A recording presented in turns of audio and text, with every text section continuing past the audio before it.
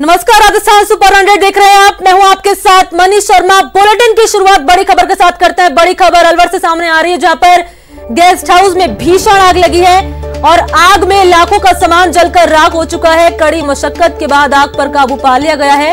हालांकि आग के कारणों का खुलासा अभी नहीं हुआ। तो अलवर के मालखेड़ा थाना के अंतर्गत नटनी का 12 में मोक्ष गेस्ट हाउस में भीषण आग लग गई, जिसके चलते आग ने पूरे गेस्ट हाउस को अपने आगोश में ले लिया। आग की सूचना के बाद गेस्ट हाउस के कर्मचारी और ग्रामीण आग को बुझाने की कोशिश की। सूचना पर पहुंची दमकल की टीम ने मौके पर पहुंचकर आग पर काबू पाया और आग से लाखों रुपए का नुकसान हुआ है। फिलहाल आग लगने के कारणों का खुलासा नहीं हुआ है।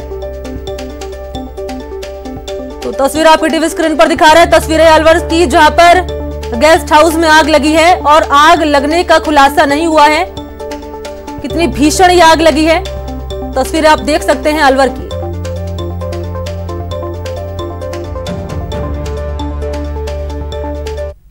इधर गुजरात के सूरत से बड़ी खबर सामने आ रही है। ट्राई स्टार होटल अस्पताल में ये आग लगी है। जान बचाने डॉक्टर मरीज भागे हैं। फायर की टीम ने सभी को बाहर निकाल लिया है और 16 मरीजों को शिफ्ट कर दिया गया है। कड़ी मशक्कत के बाद आग पर काबू पाया गया है। हॉस्पिटल की पहली मंजिल पर यह आग लगी थी। आपको बता दें कि गुजरात की सूरत सिटी के नानापुरा इलाके में स्थित ट्राई स्टार हॉस्पिटल में भीषण आग लग गई। आग से अस्पताल में भगदड़ मच गई। डॉक्टर्स और मरीज भागते हुए नजर आए। सूचना मिलते ही फायर ब्रिगेड की 3 गाड़ियां और फायर की टीम मौके पर पहुंच गई थी। रेस्क्यू और फायर की टीमों द्वारा मरीजों को अस्पताल से बाहर निकाला जा चुका है और जानकारी सामने आ रही है कि आग पर काबू पा लिया गया है। हालांकि आग लगने का कारण शॉर्ट सर्किट बताया जा रहा है।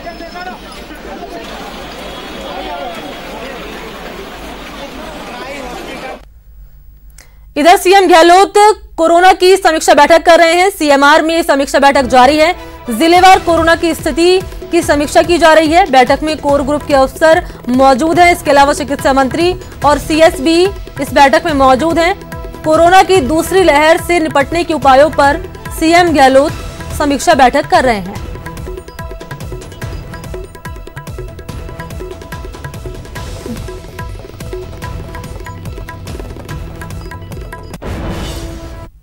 ब्रेक के बाद आप सभी का स्वागत है। केंद्रीय मंत्री जल शक्ति मंत्री गजेंद्र सिंह शेखावत क्या कुछ कह रहे हैं, सुनते हैं। योजना के माध्यम से राज्य सरकारों को असिस्टेंस प्रोवाइड करती है, उनको सहयोग करती है और राज्य सरकारों से भी हम अपेक्षा करते हैं कि वो तेजी से इसमें काम करें, ताकि हम हर एक बूंद का पानी का अधिकतम उपयोग करते हुए अपनी वाटर की प्रोडक्टिविटी को इंक्रीज कर सकें और आने वाले समय में देश को जो है जल संसाधनों पर जो दबाव बढ़ रहा है उसको कम कर सकें।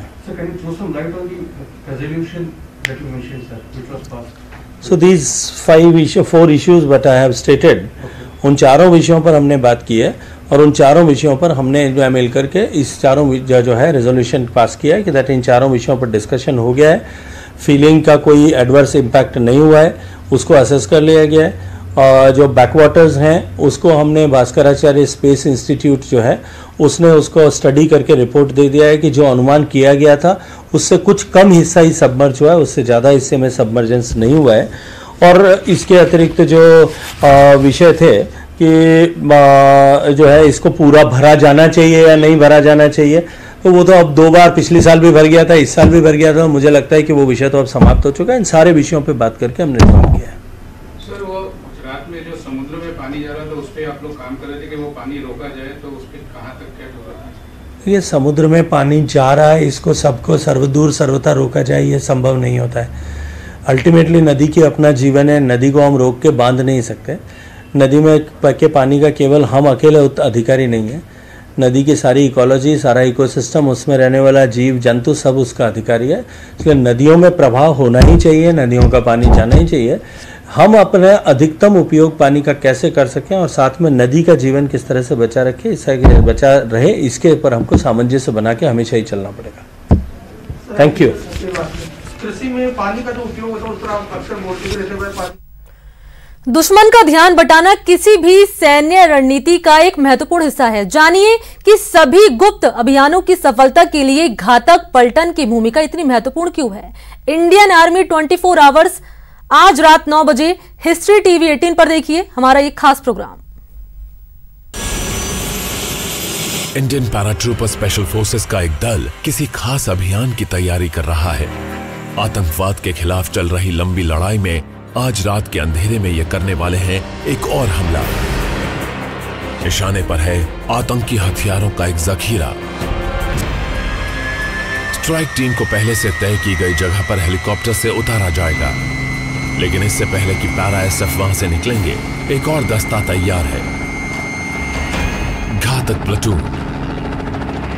घातक दस्ते को दुश्मनों के किसी और इलाके में उतारा जाएगा। ये एक छलावा है, दुश्मन का ध्यान मिशन के असली मकसद से हटाने के लिए एक अनोखी टैक्टिक। इन्फेंट्री बटालियन अपने रेजिमेंट से सबसे मजबूत सैनिकों को ट्रेनिंग देकर घातक कमांडो बनाती है। इस तरह के खास सैनिकों को ही किसी हमले के लिए भेजा जाता है।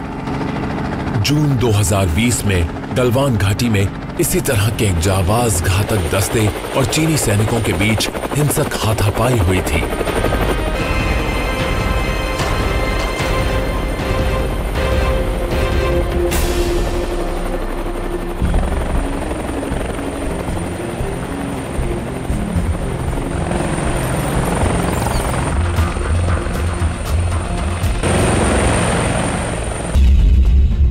अगर कभी मामला गंभीर हो जाए तो ऐसी परिस्थितियों को घातक दस्ता बड़ी आसानी से अपने पक्ष में कर सकता है।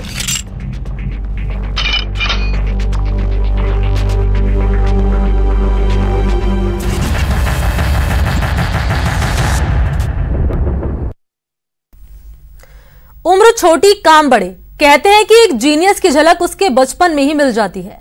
वो किसी भी फील्ड में जीनियस बन सकता है, खेल में, पढ़ाई में, आर्ट में या फिर किसी और क्षेत्र में। वो शायद आपके आसपास हो या फिर दूर हो सकता है। अगर आप उसे जानते हैं, किसी एक ऐसे इंडियन को, यंग इंडियन को, जो कि यंग भी है, जीनियस भी है और उसे आगे आना चाहिए दुनिया के सामने, तो आज ही रजिस्टर कीजिए news18.com/younggenius या फिर बायजूस ऐप डाउनलोड करें और यंग जीनियस सेक्शन विजिट करें। बायजूस यंग जीनियस न्यूज 18 की एक खास पहल है। तो बुलेटिन में फिलहाल इतना ही। नमस्कार।